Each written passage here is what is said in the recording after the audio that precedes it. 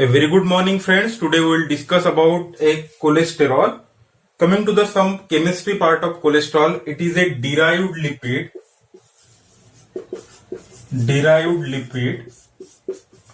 It is a 27 carbon compound. It has hydroxyl group at the third position, and there is double bond between carbon fifth and sixth. So it is a animal sterol or animal steroid.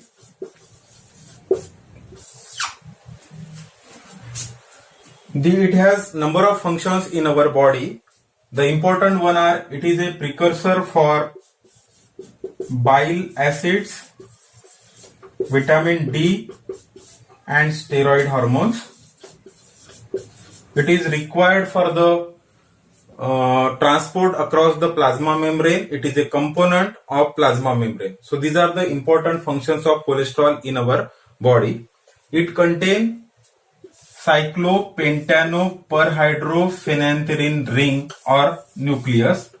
These are the cyclohexane rings A, B, C, and this one is the cyclopentane ring. So this is all about the chemistry part of cholesterol. Now coming to the cholesterol biosynthesis. The first we'll discuss the sites for the cholesterol biosynthesis. The synthesis of cholesterol occurs in almost all nucleated cells of the body. Especially it occurs in the liver, intestine, adrenal cortex. Then this is a cytosolic pathway, and some important steps in the cholesterol biosynthesis that occurs in the endoplasmic reticulum.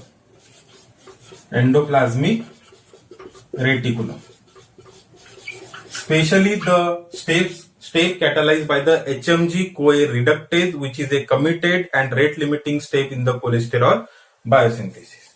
Now there are 5 important steps in the cholesterol biosynthesis. The first one is the synthesis of hydroxymethyl glutaryl coenzyme A.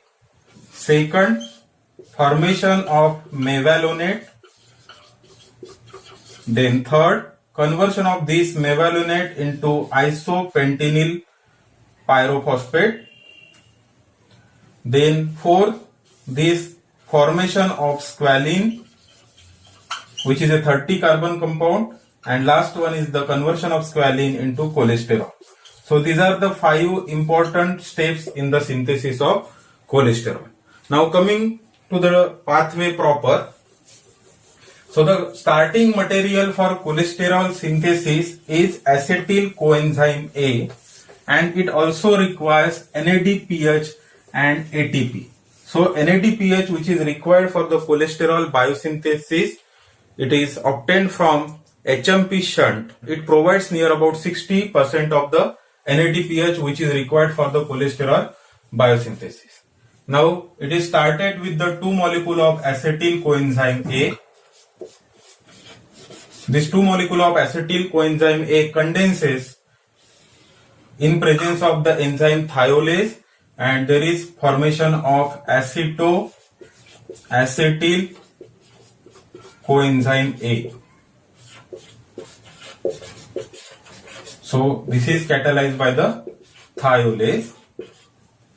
Then again 1 molecule of acetyl coenzyme A condenses to give a beta hydroxy methyl glutaryl CoA, that is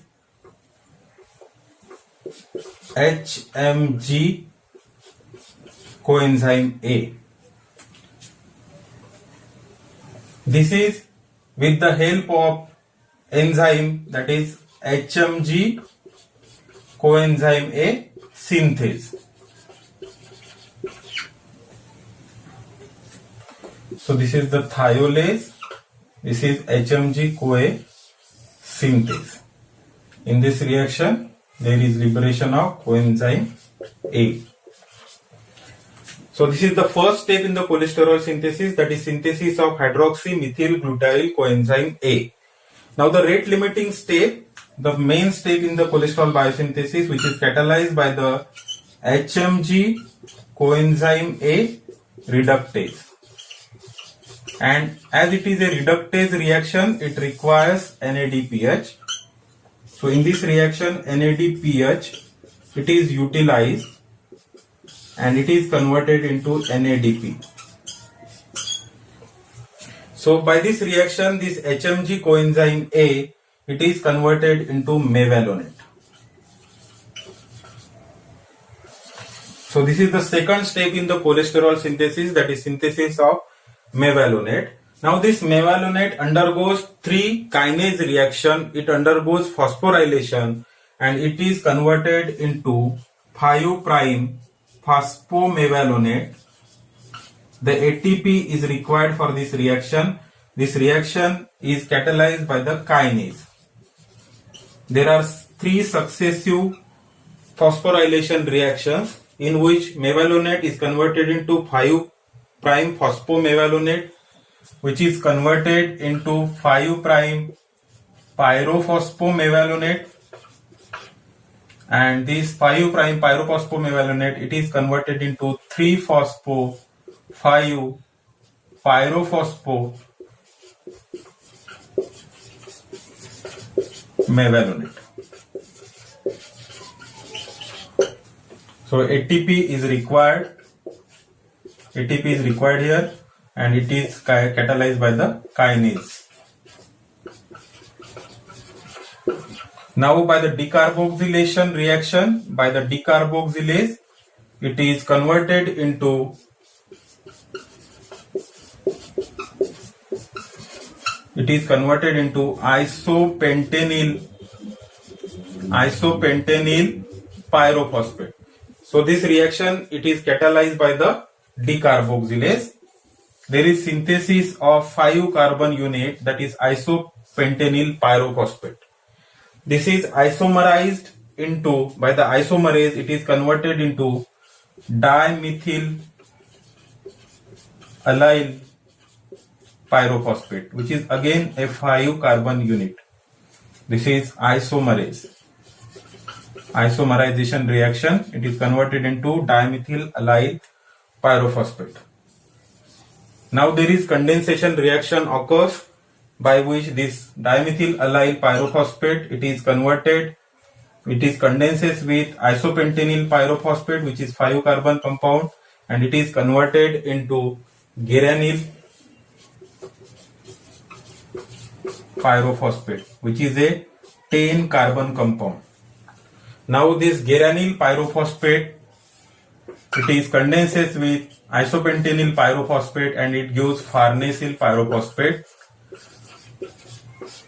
This farnesyl pyrophosphate, it is important in the synthesis of dolicol, and it is also important in the prenylation of the protein, that is the post-translational modification of protein, which helps in the protein targeting. So it has important role in the dolicol synthesis, and also it helps in the prenylation reaction. So this farnesyl pyrophosphate, this reaction is 3-phospho-5 pyrophosphomevalonate. Now this farnesyl pyrophosphate, which is a 15 carbon compound, condenses with another molecule of farnesyl pyrophosphate and gives squalene. This is a 30 carbon compound, and this is with the help of enzyme squalene synthase. So this is squalene synthase, and in this reaction NADPH is required. Now this 30 carbon squalene, it is converted into lanosterol, which is converted into cholesterol. So all these 3 reactions, that is squalene synthase, then this epoxidase, cyclase, these all reactions, they require NADPH. So NADPH is required here. It also requires O2. In this reaction NADPH is required, also requires O2. There is release of 1 carbon unit, that is there is release of 1 carbon unit, there is release of 2 carbon dioxide, and conversion of this 30 carbon compound into 27 carbon compound occurs. So these are the 5 steps in the cholesterol synthesis. First is the synthesis of HMG-CoA. Second step is conversion of HMG-CoA into mevalonate. Then phosphorylation of mevalonate and decarboxylation, it is converted into isopentenyl pyrophosphate.